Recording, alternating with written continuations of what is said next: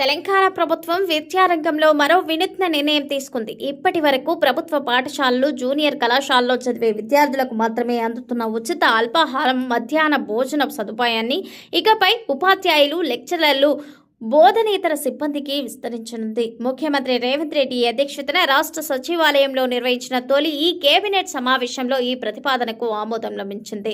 ప్రభుత్వ పాఠశాలల్లో చదివే పేద విద్యార్థులు పోషకాహార లోపానికి గురికాకుండా ఉండేందుకు చాలా కాలంగా మధ్యాహ్న భోజన పథకం అమల్లో ఉంది.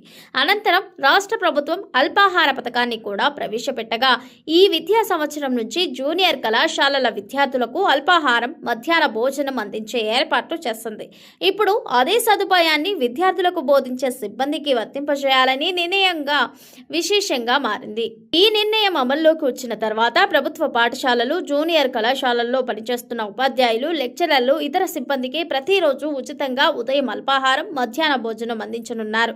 దీంతో విద్యాసంస్థల్లో సిబ్బంది ఎక్కువ సమయం అందుబాటులో ఉండటంతో పాటు విద్యార్థులపై మరింత శ్రద్ధ పెట్టేందుకు అవకాశం ఉంటుందని ప్రభుత్వం భావిస్తోంది. ప్రస్తుతం ప్రభుత్వం తీసుకున్న ఈ నిర్ణయం రాష్ట్ర వ్యాప్తంగా ఉపాధ్యాయ సంఘాలు స్వాగతిస్తున్నాయి. విద్యా వ్యవస్థను మరింత బలోపేతం చేయడంతో పాటు విద్యార్థులు, ఉపాధ్యాయుల సంక్షేమానికి ఇది దోహదపడుతోందని వారు అభిప్రాయపడుతున్నారు.